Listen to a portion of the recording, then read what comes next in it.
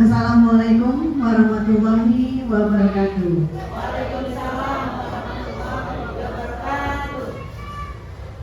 Puji syukur kita panjatkan kehadirat Allah Subhanahu wa Ta'ala atas dosa dan karunia-Nya kita dapat berkumpul dalam acara diseminasi budaya positif. Salawat serta salam kita panjatkan dan aturkan kepada junjungan kita Nabi besar Muhammad Sallallahu Alaihi Wasallam.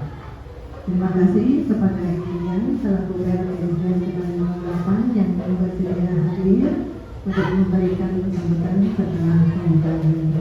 Dan juga kepada Bapak Ibu sekalian, terima kasih atas hadirannya. Adapun susunan acara pada diseminasi budaya positif kali ini yang akan dibawakan oleh Ibu Elfrida sebagai CGP Angkatan 9, yaitu dimulai dengan pembukaan yang dilanjutkan dengan sambutan dari Ibu PLT Kepala Sekolah dan dilanjutkan dengan paparan dari Ibu Elfrida selaku CGP mengenai diseminasi budaya positif dan terakhir adalah penutup. Baiklah, untuk mempersingkat waktu, kita akan mulai acara ini dengan membaca basmalah. Bismillahirrahmanirrahim. Acara berikutnya adalah sambutan dari Ibu Kepala Sekolah, yaitu Ibu Dian Nurjati Priharani. Kami persilakan.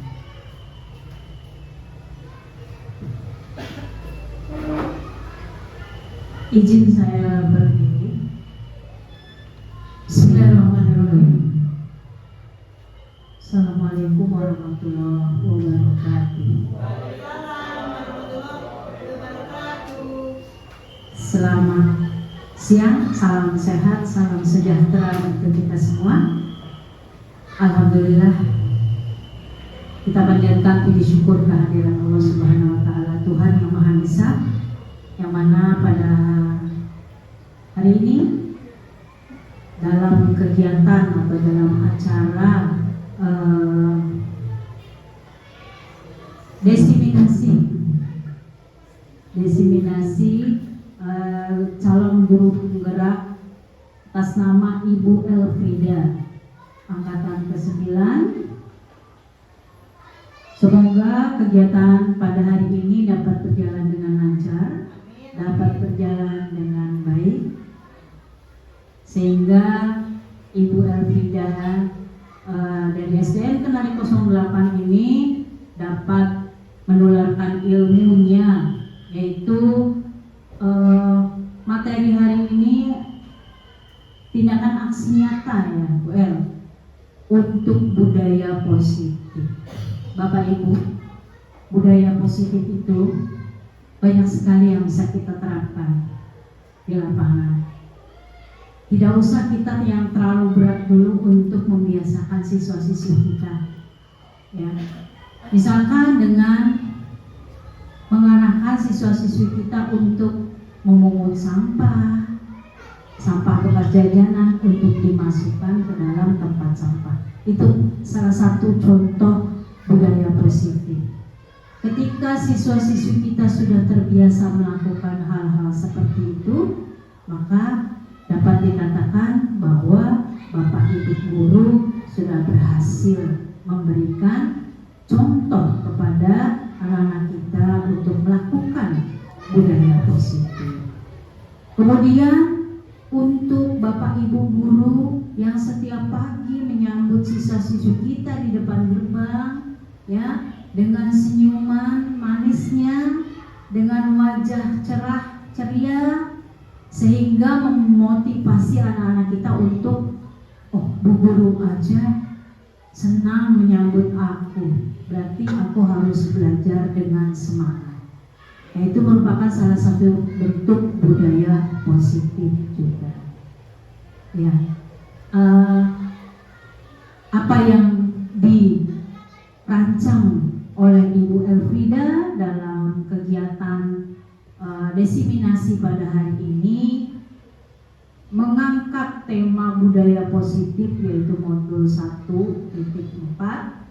Semoga dapat diterapkan di sekolah sekolah kita mana-mana yang menjadi nilai budaya positif tersebut dan bisa menjadi suatu karakter yang baik bagi anak-anak kita, karena semua bermuara kepada profil pelajar Pancasila.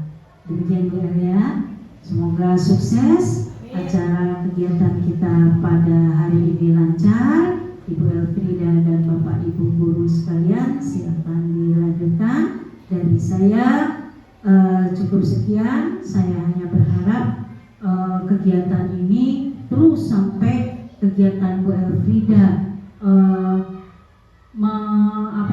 menerapkan atau menjalankan program guru penggerak ini selesai sampai akhir dalam kondisi sehat walafiat. Dan juga ini untuk menopang jenjang karir Ibu Elfrida. Kita tidak boleh berhenti stuck di sini, tapi kita harus terus berkarya dan berkarya demi memajukan anak bangsa. Demikian juga kepada Bapak Ibu guru para hadirin, mudah-mudahan dapat mengikuti program calon guru penggerak pada angkatan ke-11 ini. Dan saya sangat mendukung dan mensupport apa yang menjadi kebutuhan Bapak Ibu guru untuk mengikuti calon guru penggerak ini. Silakan mendaftar dan ingat, siang ini kita akan mengikuti sosialisasi atau coaching klinik terkait dengan pendaftaran calon guru penggerak angkatan ke-11. Demikian dari saya, mohon maaf. Assalamualaikum warahmatullahi wabarakatuh. Waalaikumsalam warahmatullahi wabarakatuh. Tebang pohon, ambil kayu. Jangan lupa ditanam lagi. Guru bergerak, Indonesia maju. Untuk harapan Indonesia berbudi. Baiklah Bapak Ibu sekalian, untuk acara selanjutnya kita akan simak bersama paparan dari Ibu Elfrida selaku CGP Angkatan 9 dari SD Kendari 08 DKI Jakarta mengenai rancangan tindakan aksi nyata modul 1.2 budaya positif. Kepada beliau kami persilakan.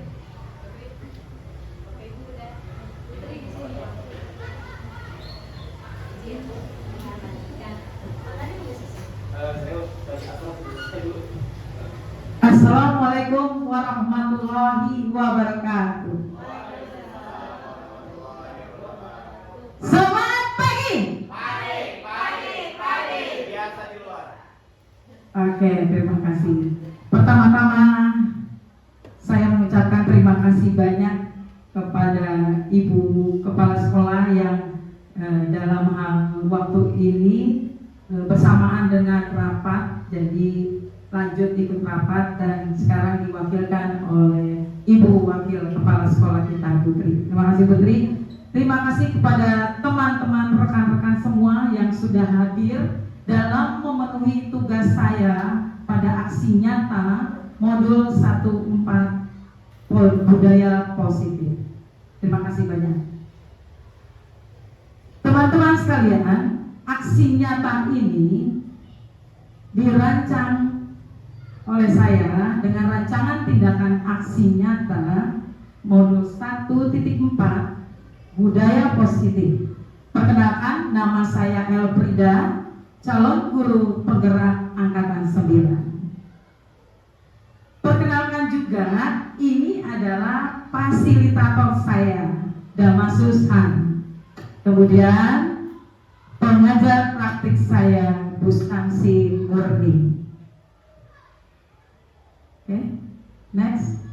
Latar belakang aksi nyata saya, selama ini para murid bertindak dan melaksanakan aturan sekolah untuk menghindari hukuman atau sanksi, bukan atas dasar kesadaran sendiri, sehingga budaya positif tidak berjalan efektif.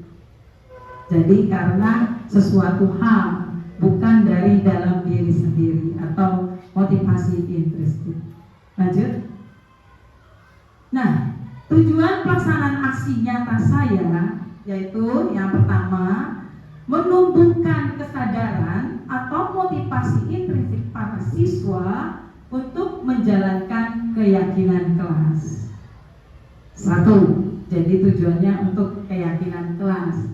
Kedua, membangun budaya positif di sekolah dengan meyakini nilai-nilai kebajikan universal. Next. Nah, tolak ukur saya membuat aksi nyata ini adalah terbentuknya keyakinan kelas dengan kesepakatan kelas terlebih dahulu bersama siswa, dan sudah saya lakukan. Kedua, siswa mampu menjalankan dan menerapkan keyakinan kelas atau kesadaran sendiri atau motivasi intrinsik yang terjadi motivasi dalam diri anak peserta didik kita. Next. Nah, lini masa tindakan saya adalah yang pertama, saya berdiskusi dengan kepala sekolah dan menjelaskan pentingnya menanamkan konsep budaya positif di sekolah. Kemudian saya meminta izin kepada kepala sekolah untuk mendiseminasikan budaya positif ini dengan rekan sejawat dan mengumpulkan para guru untuk mengikuti diseminasi tentang budaya positif yang pada saat ini kita laksanakan. Kemudian berkolaborasi dengan para guru kelas dan guru bidang untuk membuat keyakinan kelas. Nanti kita akan praktekkan ya teman-teman ya. Kemudian setelah itu terakhir saya memantau dan merefleksi keyakinan kelas yang telah disepakati. Next. Nah, aksi nyata ini didukungin oleh 1. Kepala sekolah, 2. wali kelas, 3. rekan sejawat, 4. murid, carakan dan perlengkapan membuat keyakinan kelas. Baik, lanjut. Masih semangat ya rekan-rekan semuanya? Oke. Sebelum acara paparan saya mulai, itu tadi latar belakang saya, mengapa saya membuat aksi nyata budaya positif, tolak ukurnya apa, lini masanya apa, kemudian dukungannya apa. Sebelum kita mulai paparan, menyebarkan pemahaman dan penerapan pengalaman budaya positif, silakan kita akan melakukan ice breaking. Next, Bu Susi.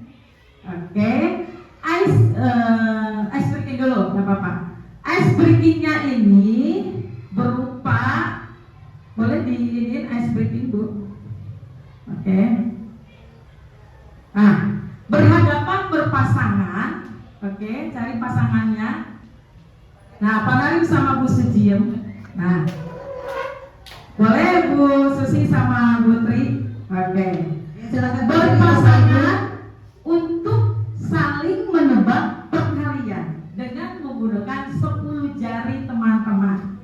Terserah, diumpetin dulu jarinya dong, biar nggak tahu. Nanti teman-teman mau ngeluarin angka berapa, biar temannya nggak tahu. Nah, setelah misalkan Bu Eva mengeluarkan angka 3, Bu Lilis angka 2, yang terjadi hasilnya berapa? Siapa cepat itu menang. Paham? Paham semuanya? Oke, bisa siap? Siap? 1, 2, 3.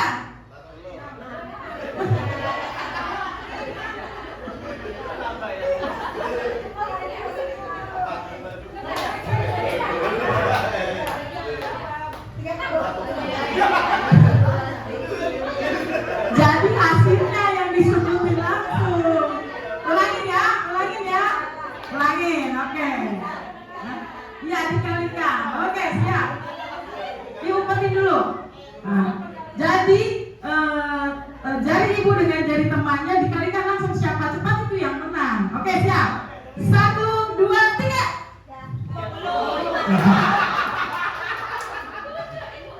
Coba yang menang tunjuk tangan. Oke. Yang menang boleh ke depan. Kita tes lagi. Ayo silakan. Yang menang boleh ke depan. Ya. Ya. Ya, cari pasangannya juga, cari pasangannya. Bu Nurul menang? Udah? Udah, Bu Nuni sama Pak Narim. Ya.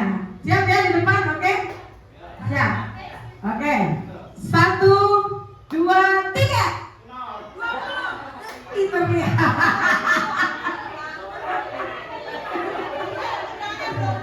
Diulang. Sorry, oke. Karena sorry kita ulang. 1, 2, 3. Oke. Siapa menang? Kita lanjut lagi Pak Narim. Siapa yang menang kali ini?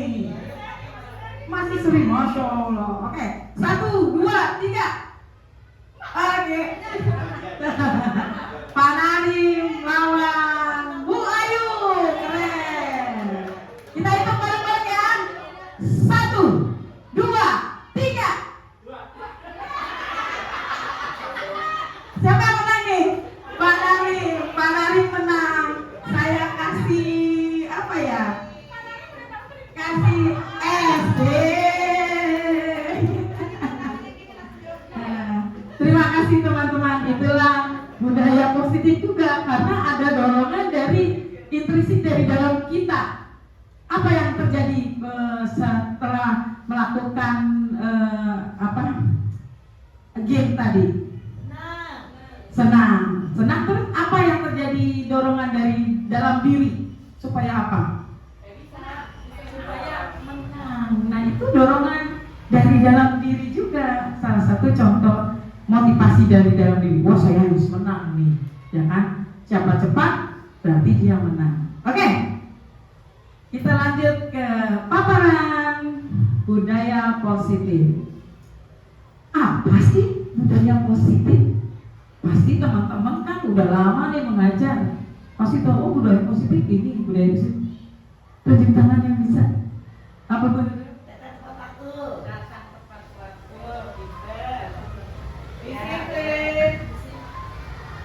Ayo. Tanggung jawab boleh. Disiplin good. Sopan. Sopan dan santun. Santun. Salah. Memakai baju seragam boleh. Ada lagi? Nah, itu adalah ciri-ciri atau contoh-contoh budaya positif. Apa sih budaya positif? Yuk, next, Bu Susi. Nah, kita referensi kepada Ki Hajar Dewantara. Inilah modul yang saya dapat dalam CGP, yaitu modul tentang filosofi Ki Hajar Dewantara. Ki Hajar Dewantara bahwa pendidikan adalah menuntun, bukan menuntut ya teman-teman, menuntun segala kekuatan kodrat yang ada pada peserta didik, baik itu kodrat alam maupun kodrat ciptaan.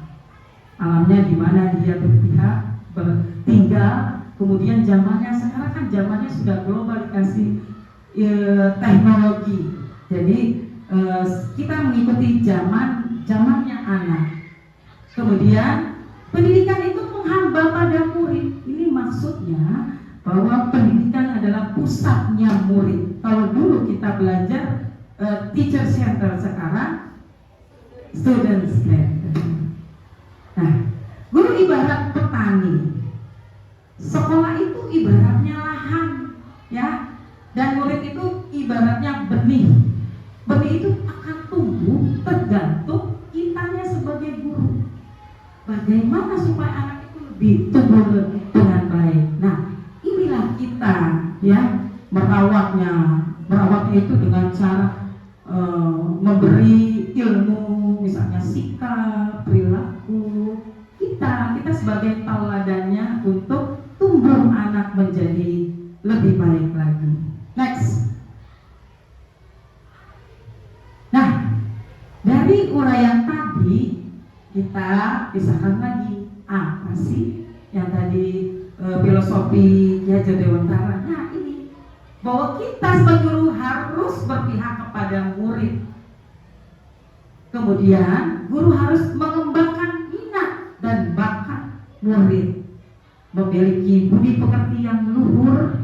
Kemudian guru harus bisa menuntun murid sesuai dengan kodratnya. Yang tadi ya, alam dan zaman.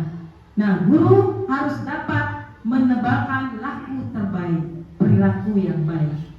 Next, Bu Susi. Nah, perhatikan. Budaya positif itu yang kita inginkan di sekolah itu yang bagaimana? Nah, inilah lingkungan yang menyenangkan yang kita harapkan di sekolah. Kalau sudah lingkungan menyenangkan, murid pun senang belajar di sekolah. Kemudian menjaga dan melindungi murid-murid dari hal-hal yang tidak baik. Inilah kita perannya untuk menjaga murid-murid kita supaya terhindar dari hal-hal yang tidak baik. Seperti tadi, jatuh saja barang yang ada di sekolah, kita langsung was-was. Karena apa? Karena tanggung jawab kita sebagai pendidik untuk melindungi murid. Nah, lingkungan positif itu saling mendukung, saling belajar, dan saling bekerja sama.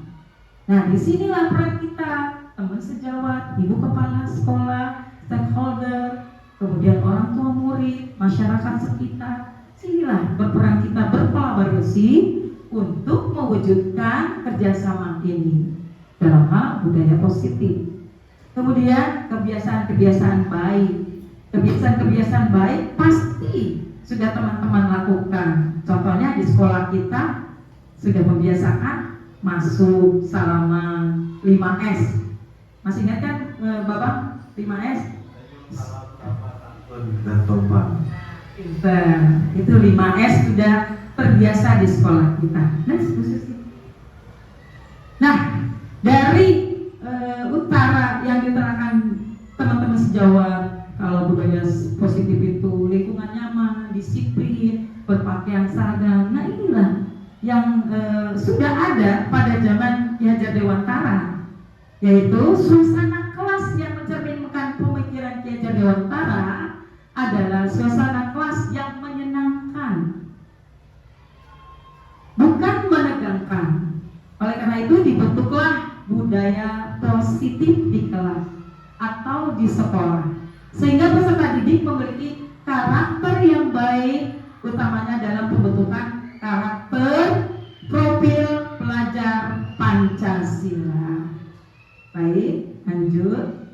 Nah, budaya positif adalah nilai-nilai, keyakinan-keyakinan, dan kebiasaan-kebiasaan di sekolah yang berpihak pada murid agar murid dapat berkembang menjadi pribadi yang kritis, penuh hormat, dan bertanggung jawab dengan mengacu pada nilai-nilai kebajikan tadi. Kebajikan universal yang memiliki motivasi intrinsik tadi dalam diri sendiri, kemudian bukan ekstrinsik perangsang dari luar. Jadi dari dalam, bisa motivasi itu berasal dari dalam diri maupun dari orang lain. Next. Kenapa budaya positif ini? Pentingnya budaya positif ini karena murid yang memiliki disiplin positif akan memiliki motivasi internal yang tinggi di dalam menguasai diri untuk melakukan tindakan yang sesuai nilai-nilai kebajikan universal. Sebagai pendidik, tugas kita membimbing murid untuk memiliki disiplin diri yang berasal dari dirinya sendiri. Murid dalam melakukan disiplin positif tidak terlepas dari motivasi yang ingin dicapai oleh murid itu sendiri. Pasti kalau sudah terbiasa dari dalam dirinya sendiri, dia akan terbiasa melakukan itu dan tujuan dari murid tersebut akan tercapai. Baik, budaya positif dapat mendorong murid untuk mampu berpikir, bertindak, dan mencipta sebagai proses memerdekakan dirinya sehingga murid lebih mandiri dan bertanggung jawab. Dengan budaya positif yang dari dirinya sendiri, dia merasa bahwa peserta didik itu mempunyai atau hidup merdeka, bukan karena orang lain atau bukan karena gurunya. kalau kita sebagai pendorong. Jadi kita menanamkan budaya positif ini, menanamkan bahwa apa yang dilakukan pada peserta didik adalah motivasi dari dirinya sendiri. Baik, next. Nah, standar nasional pendidikan, lingkungan yang positif sangat diperlukan agar pembelajaran yang terjadi adalah pembelajaran yang berpihak pada murid.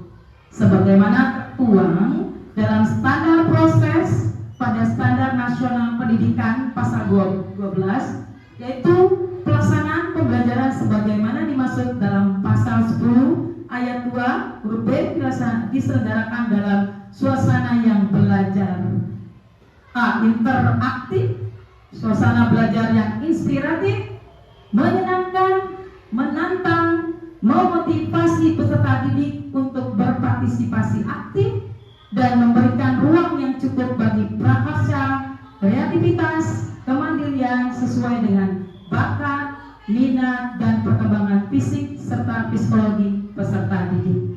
Inilah standar nasional pendidikan kita. Lanjut.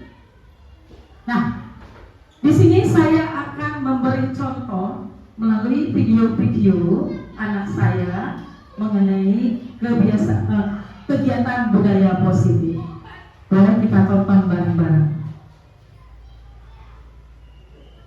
Susi, tolong di videonya.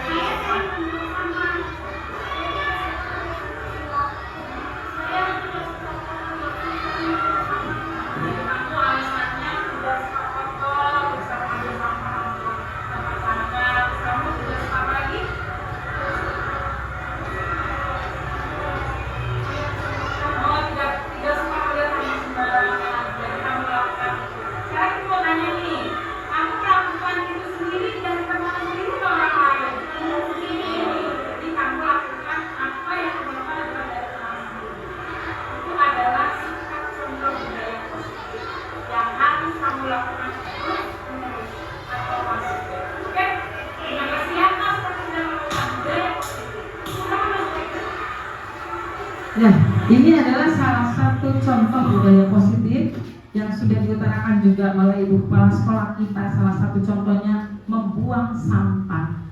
Ketika murid atau peserta didik kita melihat sampah, bukan karena orang lain itu ambil sampah, bukan, karena dia sudah mempunyai motivasi diri bahwa ketika melihat sampah dia membuang sampah pada tempatnya. Nah, inilah terjadi motivasi intrinsik. Oke, lanjut Bu Susi.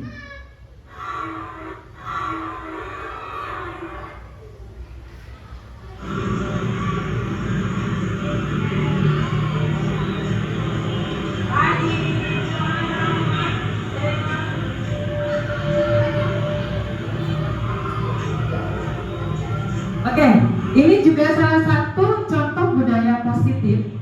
Karena di sekolah kita sudah terbiasa pembiasaan 5S, ya Pak Imam ya, senyum, sapa, sopan, santun. Nah, 5S sudah kita laksanakan. Lanjut Bu Susi.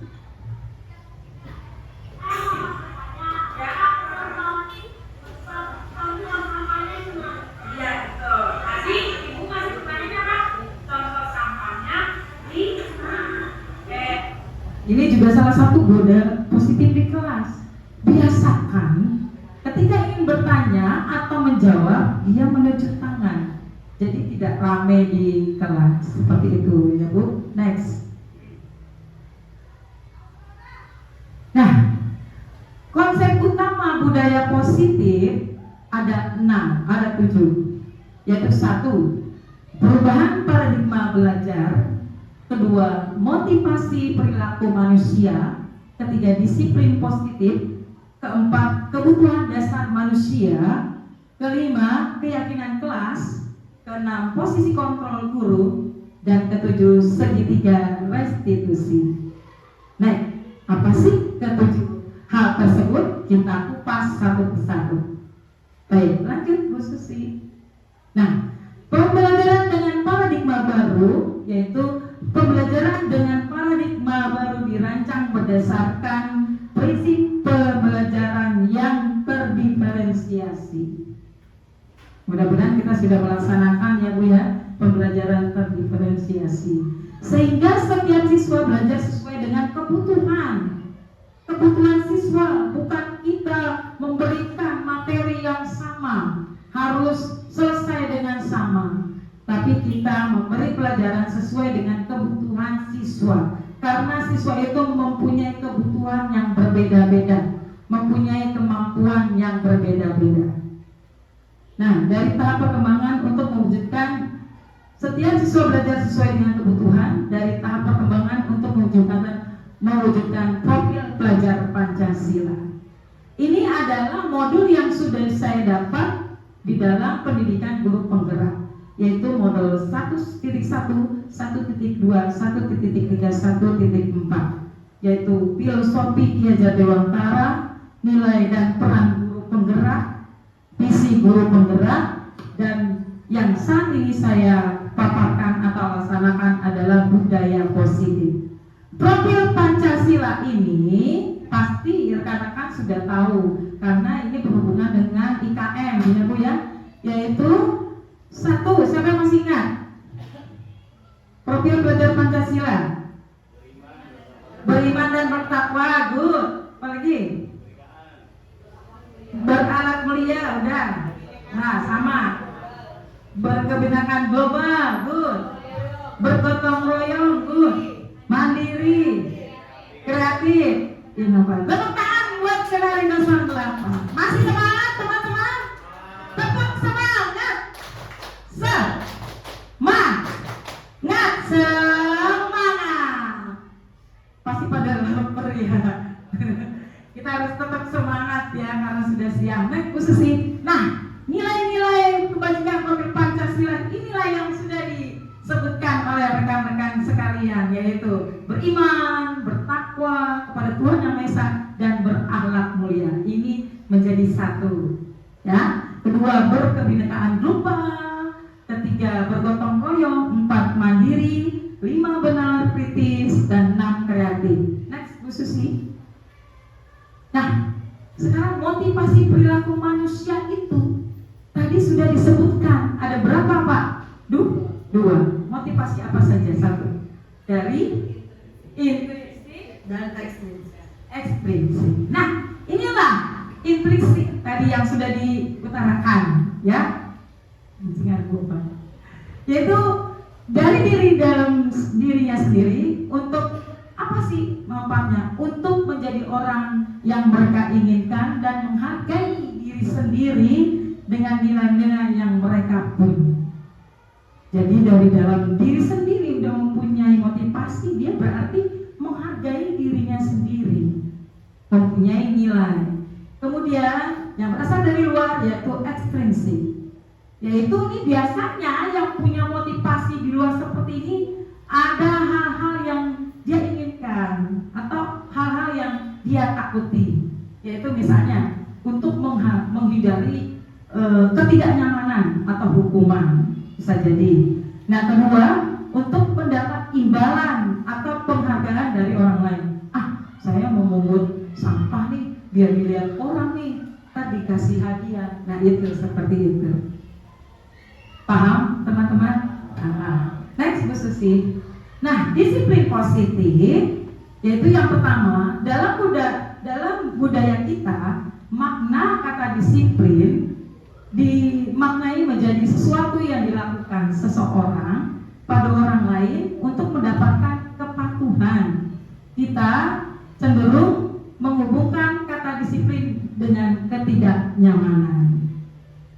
Kedua, disiplin positif merupakan salah satu cara penerapan disiplin yang bertujuan untuk menumbuhkan kesadaran serta memberdayakan anak untuk melakukan sesuatu tanpa sogokan, ancaman maupun hukuman.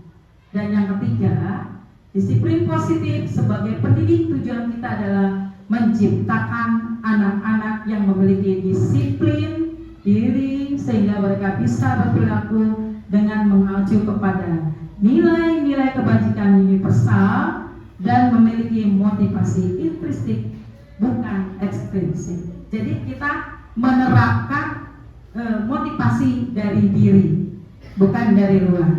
Oke, next Bu Susi. Oke, 5 kebutuhan dasar manusia. 1, kebutuhan kita sebagai manusia, kita kebutuhan bertahan hidup. Bahasa Inggrisnya survival. Untuk mempertahankan hidup pasti kita harus apa Pak? Makan. Atau apa lagi? Tidur. Kan kebutuhan hidup. Kita butuh, ya kan? Pendidikan juga termasuk butuh nggak? Butuh. Kemudian 2, kasih sayang dan rasa diterima. Bahasa Inggrisnya love and belonging. Benar gak sih? Nah ini, kita sebagai manusia perlu kasih sayang nggak Bu Nadira? Perlu. Makanya kita diciptakan berpasangan-pasangan ya, Bu Eva ya, berpasangan ya. Nah, dan rasa diterima. Nah, kita di sosial sekolah atau di rumah masyarakat pasti saya atau kita semua ingin diterima, rasa diterima oleh orang lain. Makanya kita ada hidup bersosial. Ini. Ketiga, kebebasan. Bahasa Inggrisnya freedom. Kebebasan apa? Kebebasan memilih, menentukan. Ya Pak Imam? Pak Imam bebas gak memilih? Apa disuruh orang lain untuk memilih? Bebas, ya kan? Misalnya sekarang mau milih presiden, bebas memilih nggak? Bebas, bukan karena orang lain. 4, kesenangan. Manusia itu butuh kesenangan. Mungkin dia nyanyi-nyanyi kesenangan bagi dia, biarkan. Mungkin dia nari kesenangan bagi dia, biarkan. Semua manusia itu mempunyai kesenangan yang berbeda-beda. Olahraga atau apa. Terakhir, penguasaan. Nah, disinilah ada manusia mempunyai tipe-tipe dirinya, dia penguasaan dia berarti kalau dia mempunyai sifat penguasaan, dia mungkin nantinya bisa jadi pemimpin karena dia mempunyai jiwa seorang pemimpin seperti ini. Mungkin seperti Putri ya, jadi seorang pemimpin. Nah, sifat Putri bisa jadi sini power. Nah, kesenangan mungkin saya hobinya nyanyi. Nah, ini ibu-ibu bisa merasakan ibu di mana di sini sifatnya. Bisa di sini. Next. Nah, Bu Ayu sedang memikirkan. Pak Imam tadi di mana nih? Ya, 5 alasan hindari sistem hadiah. Ya, karena hadiah itu sementara ya Bu. Teman-teman, kalau kita memberi hadiah kepada anak murid itu sementara, dia akan nagih. Kalau tidak dikasih hadiah, dia tidak akan berbuat positif atau maju karena dia mengandalkan hadiah. Nah, 1, menghambat kinerja atau kreativitas dan motivasi murid. Ya, karena dia tujuannya cuma mendapat hadiah. Kedua, memiliki potensi hukuman atau kecewa. Ketika teman-teman memberi hadiah kepada satu orang, pastinya yang lain cemburu. Ya, jadi terus putusnya hubungan sosial. Nah, karena misalnya nih anak murid kita dikasih hadiah, yang lain jadi memusuhi, bisa jadi itu. Kemudian gagal menemukan sumber masalah. Nah, jadi masalahnya tidak terpecahkan kalau berkelanjutan seperti itu. Kemudian kehilangan motivasi intrinsik jangka panjang. Dia tidak ada motivasi dari dirinya karena dia motivasinya dari luar karena dia. Next, Bu Susi. Nah, disiplin yang kuat adalah syarat mencapai kemerdekaan. Ki Hajar Dewantara, menurut Ki Hajar Dewantara adalah disiplin yang kuat, memaksa, ya, tidak menjadikan laku baik jangka panjang, hilang ketertarikan, antisipasi, terbatas, berekspresi, potensi murid terbatas. Jadi semuanya hilang pada murid ya, potensinya, antisipasinya. Kemudian disiplin, ini kalau memaksa, yang sifatnya memaksa. Kalau ini sifatnya disiplin diri, self disiplin dan motivasi internal.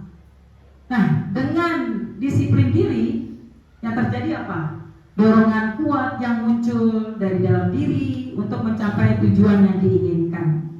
Yang ketiga, konsep diri respon dari luar. Nah, apa yang terjadi? Akan mempengaruhi kepuasan atas usaha yang dilakukan, malah menguatkan. Nah, ini adalah 3 ya. Yang satu memaksa, yang satu karena dirinya, yang 3 karena konsep dari luar dirinya. Next, Bu Susi. Nah, kita lanjut sekarang keyakinan kelas. Keyakinan kelas pasti teman-teman sudah melaksanakan. Keyakinan kelas membuat kesepakatan atau keyakinan kelas, sebuah keyakinan yang dibuat bersama semua anggota kelas, yaitu guru dan peserta didik. Dengan adanya keyakinan kelas, diharapkan kita dapat meningkatkan kedisiplinan murid, yakni disiplin dari yang muncul dari dalam dirinya atau motivasi intrinsik. Next, Bu Susi. Yuk kita praktekkan membuat keyakinan kelas bersama kita, teman-teman. Oke, teman-teman pasti di dalam kelas mempunyai keinginan. Nih kita sekitar di dalam kelas. Apa keinginan teman-teman supaya tercipta kedisiplinan? Pasti keinginannya itu berbeda-beda. Yuk kita kesepakati bareng-bareng. Kita isi satu saja keinginan teman-teman.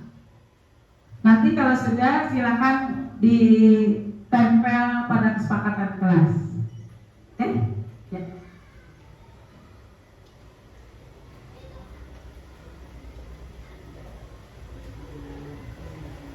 Sudah boleh ditempel langsung.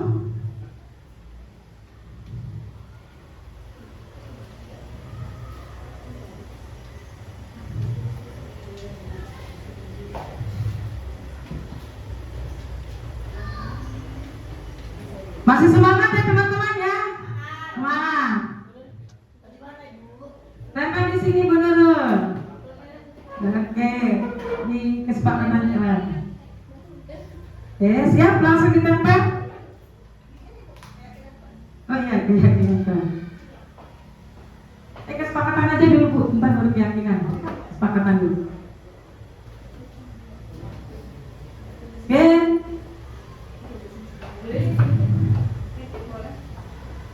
Boleh nitip.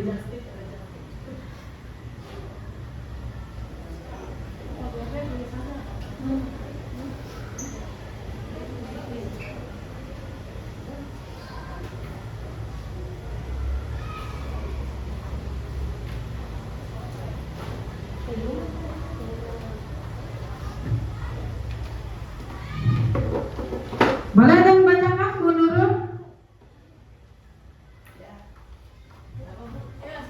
Boleh dibacakan dari teman-teman kita, keinginan di kelasnya itu apa?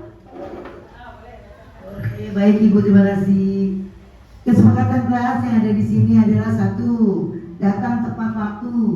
Yang kedua, ingin suasana kelas yang aman dan nyaman.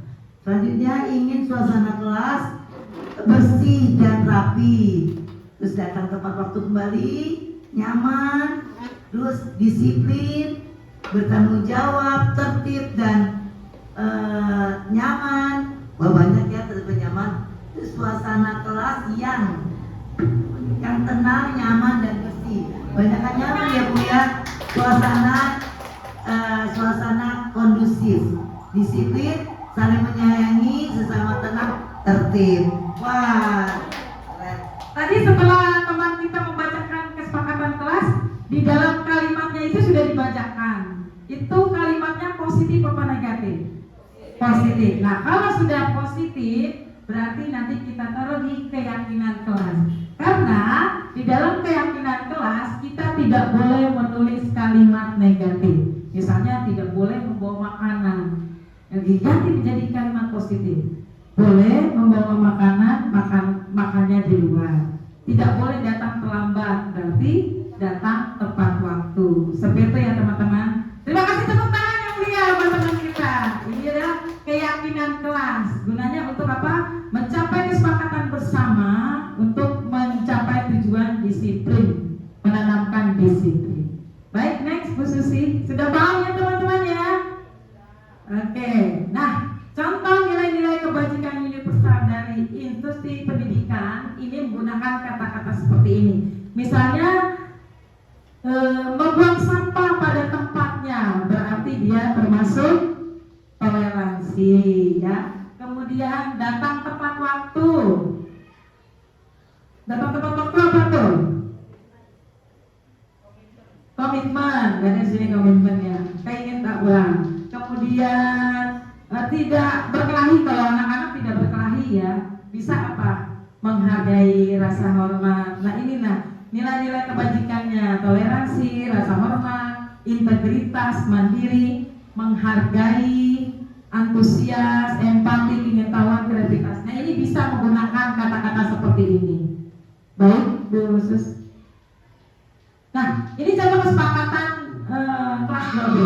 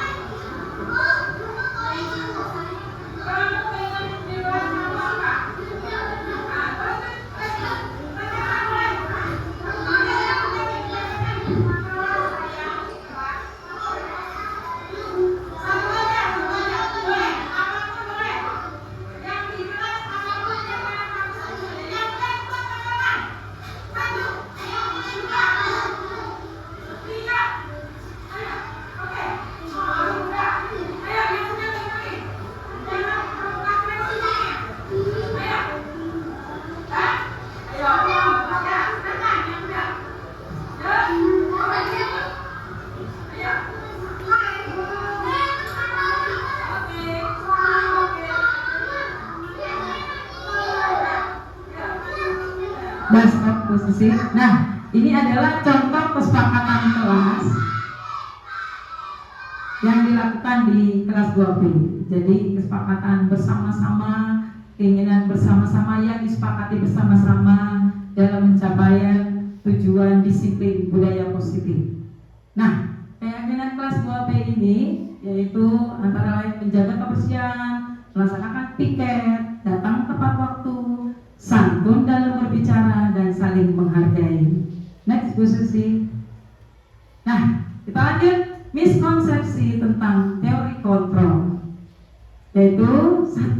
Ilusi guru mengontrol murid. 2. Ilusi bahwa orang dewasa berhak memaksa.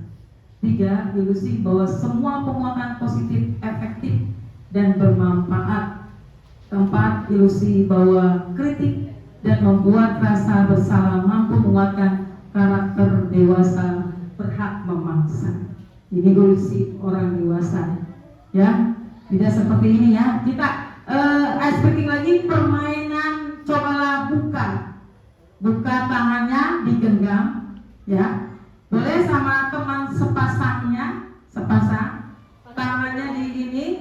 Punya keinginan apa? Yang satu sebagai perayu, yang satu sebagai mempertahankan barang yang dihargainya. Sekarang ibu misalnya di kepalanya apa yang barang berharga yang tidak boleh dilihat orang lain? Boleh? Ya, sampai bisa berarti bisa diraih. Kita tuh sampai 3 ya. Ya, tapi nggak ada punya pegangan nih apa yang harus dipertahankan. Yang perayu siapa? Coba, yang perayu. Oke? Tapi sudah ada di sini di kepala apa yang dipertahankan. 1.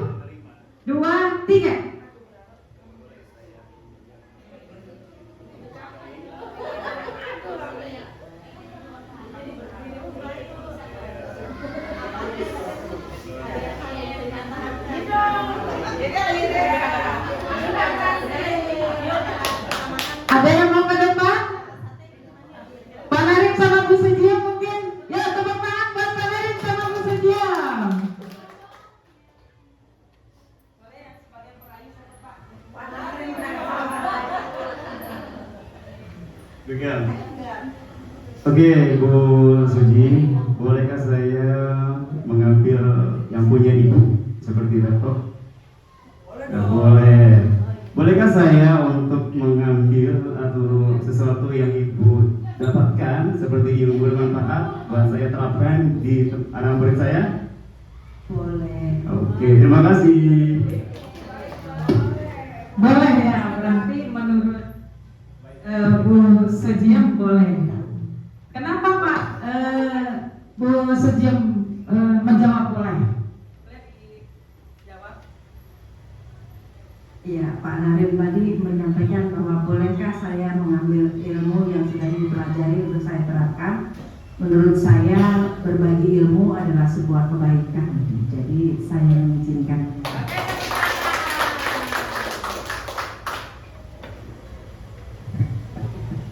Jadi kalau seandainya kita genggam itu bermanfaat bagi orang lain, apa salahnya kita berbagi?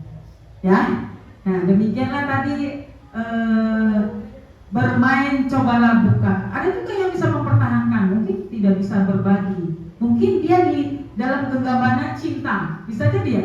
Cinta bisa dibagi nggak? Tidak. Karena yang digenggam sama Bu Sejiem ilmu, boleh genggamannya dilihat oleh Pak Narim ya, Pak Narim ya. Tepuk tangan buat teman-teman. Nah next, nah 5 posisi kontrol. Pasti teman-teman sudah melakukan hal ini. 1, posisi kita sebagai guru, sebagai penghukum. 2, posisi kita sebagai guru membuat rasa bersalah kepada siswa kita. 3, membuat posisi kita sebagai guru, membuat peserta didik kita sebagai teman. Yang 4, posisi guru kita sebagai pemantau. Yang 5, jadi belum Bu Yesus ya. Nah, sebagai manajer.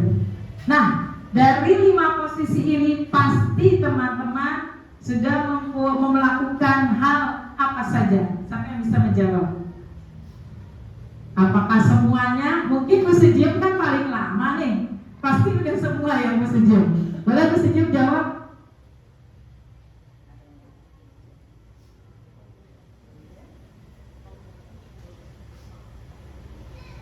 Kepada peserta didik. Ya, ada kemungkinannya semua sudah pernah dilakukan. Pasti, iya. Karena penghukum pun terkadang diperlukan. Membuat anak merasa bersalah, maksudnya di sini supaya menyadari kesalahannya. Diajak ngobrol sebagai teman supaya terbuka, misalnya seperti itu. Terima kasih. Terima kasih Bu Sejiem. Pasti kita pernah melakukan ini semua. Nah, yang belum Ibu lakukan, semuanya dilakukan Bu. Sudah. Saya juga pun pernah seperti ini. Penghukum sering ya, karena kita belum tahu ilmu baru. Membuat rasa bersalah, mungkin kita juga pernah menanyakan, kamu kenapa berbuat itu? Berarti kan menyudutkan dia bahwa dia bersalah. 3, sebagai teman. Kadang-kadang kita menganggap murid sebagai teman. Ayo ngaku aja, minta Ibu kasih ini, gitu kan. 4, pemantau. Ketika Ibu anak muridnya datang terlambat, kamu harus berdiri dari awal sampai terakhir. Berarti posisi kita memantau siswa, berdiri terus. Nah, sistem yang kelima inilah yang kita rubah menjadi manajer. Dari mengakui kesalahannya sendiri, tidak menjadikan anak merasa bersalah. Atau jangan juga sebagai teman, karena dia kalau sebagai teman dia mengandalkan Pak Guru ini sayang sama saya ini sebagai teman, dan jadi dia mengandalkan melakukan sesuatu, mengandalkan karena dia merasa diri bahwa begitu teman kita ini. Ya. Nah, yang keempat itu jangan pula dilakukan. Menghukum anak dari pagi sampai sore menjadi pemantau. Nah, yang harus kita rubah dari semuanya ini adalah posisi kita sebagai manajer.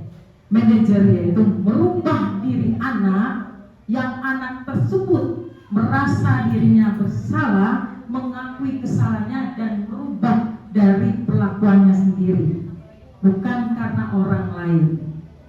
Paham, teman-teman? Nah, inilah yang akan kita rubah semua. Nah, di sini motivasi eksternal dan motivasi intrinsik. Nah tadi penghukum, guru berbuat menghardik, menunjuk-nunjuk, menyakiti, menyindir, itu sebagai penghukum. Kemudian kalau kamu tidak melakukannya saya, nah diancam kan, atau memberontak. Nah ini pembuat merasa bersalah, berceramah yang menunjukkan kecewaan mendalam. Jadi kan anak merasa bersalah. Tahu nggak anak-anak? Oh ini kamu itu perbuatnya salah gini. Jadi kan anak jadi tersedur, jadi merasa dirinya bersalah banget. Betul. Kemudian kamu sudah mengecewakan, kemudian menyembunyikan, menyangkal, berbohong. Kemudian sebagai teman membuatkan alasan untuk murid-muridnya, lakukan untuk bapak ibu yang sudah nanti bapak ibu bantu bereskan. Ini sebagai teman, jadi menganggap saudara jadi nyantai aja, padahal dia melakukan kesalahan, ya kan? Kemudian dari sebagai teman, jadi dia ketergantungan. Pemantau, di sini posisi memantau, menghitung dan mengukur. Kamu harus berdiri dari jam sekian sampai jam sekian. Tidak boleh belajar dari jam sekian sampai jam sekian, terus dipantau terus sama gurunya. Kemudian apa peraturannya nih, contoh kalimatnya, apa yang telah kamu lakukan, apa yang terjadi sekarang. Nah menyesuaikan bila diawasi. Nah posisi kontrol diri manajer inilah yang harus kita rubah dari semua posisi yang keempat itu menjadi manajer. Mengajukan pertanyaan-pertanyaan. Jadi kita sebagai guru jangan menyalahkan mengapa dia datang terlambat, yaitu menggunakan pertanyaan-pertanyaan. Nah lanjut, segitiga restitusi. Nah segitiga restitusi adalah proses menciptakan kondisi bagi murid untuk memperbaiki kesalahan mereka sehingga mereka bisa kembali pada kelompok mereka dengan karakter yang lebih kuat. Kita menggunakan segitiga ini, ya, yaitu dengan 3 menstabilkan, validasi kebutuhan dan membuat keyakinan. Ini ada pada posisi yang terakhir, manajer. Lanjut Bu Susi. Nah, ini salah contoh-contoh kalimat. Nanti kita akan praktekkan ya. Tadi ada segitiga restitusi. Yang pertama adalah menstabilkan identitas. Kemudian yang kedua, tindakan yang salah. Ketiga, menanyakan keyakinan. Ini kalimat-kalimatnya seperti ini ya Bu ya. Misalnya menstabilkan identitas. Ketika anak murid kita datang terlambat, ini yang kita harus tanyakan kepada siswa kita. Berbuat salah itu tidak apa-apa. Nah kita kasih ini. Terus tidak ada manusia yang sempurna. Saya juga pernah melakukan kesalahan seperti itu. Kita bisa menyelesaikan ini. Bapak Ibu tidak tertarik mencari siapa yang salah dengan kalimat-kalimat ini. Jadi tidak menunjukkan bahwa anak murid itu salah dengan memberikan kalimat-kalimat ini. Kamu berhak merasa begitu. Apakah kamu sedang menjadi teman yang baik buat dirimu sendiri? Ini kalimat untuk menstabilkan identitas dari kesalahan yang sudah diperbuat. Kemudian tindakan yang salah ini kalimatnya. Padahal kamu bisa melakukan yang lebih buruk dari ini. Kamu pasti punya alasan. Biasanya yang ditanya, kamu pasti punya alasan melakukan hal itu. Kamu patut bangga pada dirimu sendiri karena kamu telah melindungi sesuatu yang penting buat kamu. Kamu boleh mempertahankan sikap itu, tapi kamu harus menambahkan sikap yang baru. Jadi dari hal yang tersebut boleh dia melakukan itu, tapi kita rubah, tambahkan sikap yang baru. Kemudian menanyakan keyakinan yang terakhir. Apa yang kita percaya sebagai kelas atau keluarga? Ini menanyakan bahwa kita sudah melaksanakan kesepakatan, ya. Apa nilai-nilai yang telah kita sepakati? Kita ulas lagi kesepakatan yang sudah dibuat supaya anak lebih paham. Kemudian apa bayangan kita tentang kelas yang ideal? Kamu mau jadi orang seperti apa? Nah, yang terakhir seperti itu, tanya kepada siswa, kamu mau jadi orang seperti apa?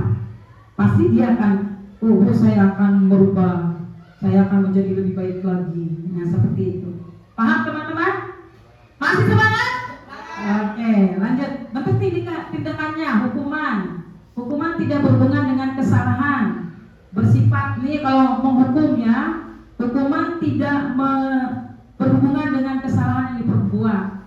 Kedua, bersifat satu arah kalau hukuman. Kemudian berupa hukuman fisik atau psikis. Jadi kalau bisa dan harus jangan dilakukan. Tidak ada lagi yang anak murid dihukum di depan atau ditaruh di luar, ya. Kemudian konsekuensi hukuman berhubungan dengan kesalahan yang diperbuat. Kemudian terencana disepakati mengikuti peraturan. Kemudian guru sebagai monitor. Ini konsekuensi. Misalnya kamu datang terlambat, misalnya ke guru olahraga, kamu tidak pakai sepatu ini, konsekuensinya kamu push up, ya. Itu jangan dilakukan lagi. Kemudian, nah ini yang harus kita lakukan, yaitu restitusi. Proses dialog yang tadi dengan menanyakan siswa tersebut, kamu dipanggil sama ibu, datang sini kenapa? Ya kan? Alasan kamu apa? Nah itu yang harus kita rubah semuanya dengan memberi proses dialog dengan murid dan mengajarkan murid untuk menyelesaikan masalahnya sendiri. Jadi restitusi itu yang dilakukan murid, dia juga yang menyelesaikan masalahnya. Kita hanya membantu, mendampingi dari dia untuk dia dan oleh dia. Mengerti semuanya teman-teman? Jadi yang kita harus lakukan bukan penghukum, bukan apa lagi Pak Narin? Pemantau, teman. Nah ini yang kita harus lakukan, ya. Restitusi, manajer. Lanjut, kita simulasi restitusi bersama-sama teman sejawat, ya. Ada yang mau jadi muridnya atau gurunya? Masalahnya tentang apa? Siapa?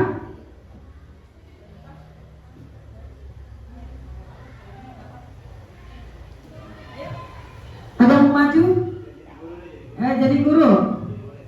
Ya, Bu Panarin jadi guru? Bu Nuni jadi murid? Oke. Boleh ke depan Pak? Ya, tepuk tangan buat Pak Narin sama Bu Nuni.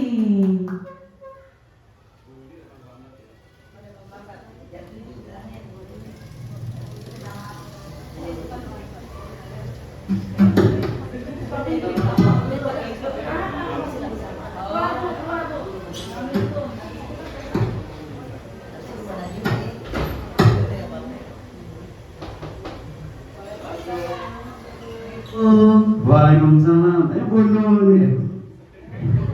Maaf, Enak Nuni. Kok baru datang?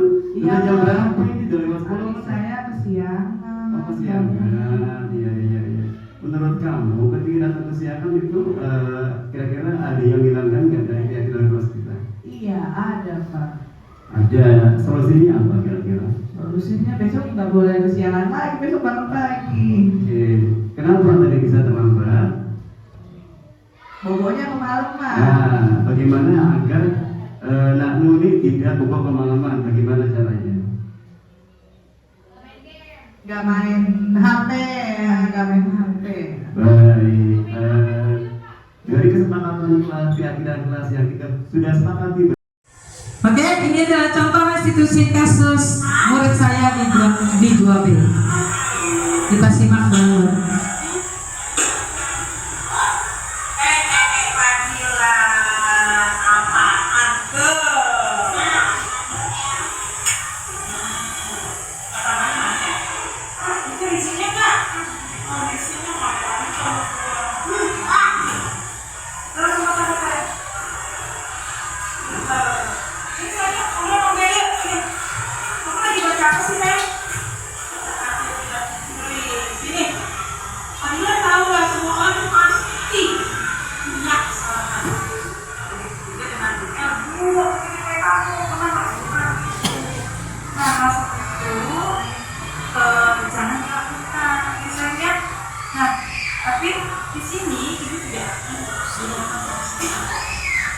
Tadi pemecahan masalahnya, mengatasi masalah yang kita lakukan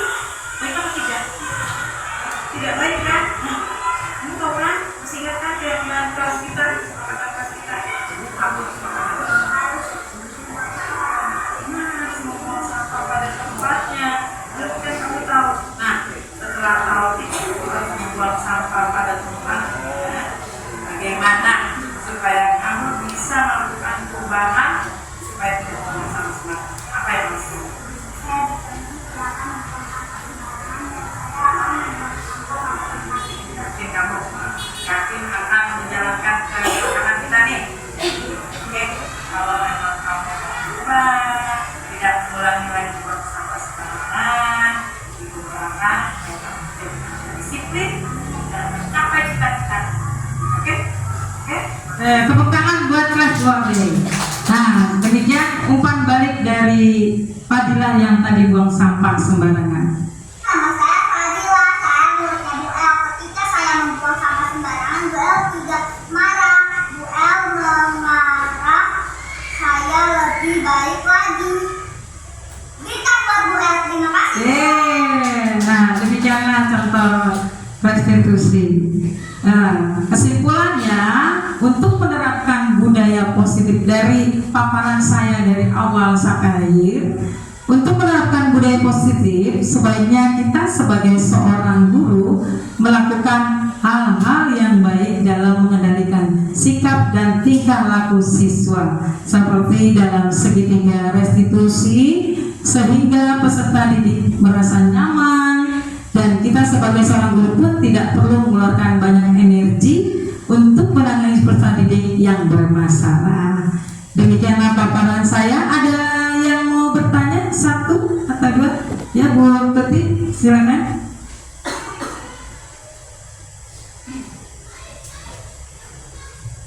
Terima kasih Bu El. Assalamualaikum warahmatullahi wabarakatuh. Waalaikumsalam warahmatullahi wabarakatuh.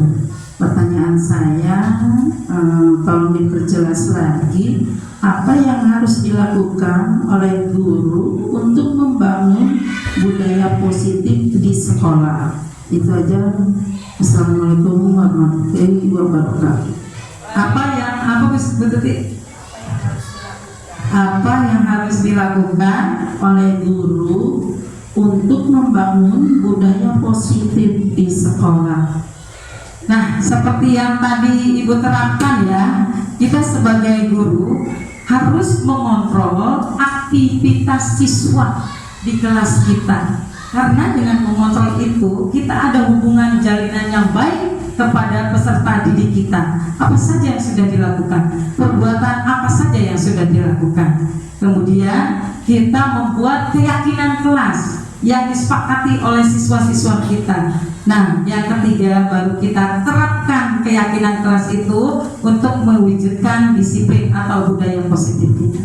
Sudah paham Bu Tuti? Nah, demikianlah paparan saya. Sudah paham semuanya? Nah, demikianlah paparan saya. Terima kasih banyak atas atensinya dan partisipasinya. Wabillahi taufiq wal hidayah. Wassalamualaikum warahmatullahi wabarakatuh. Saya kembalikan kepada MC kita. Ya, terima kasih Bu El.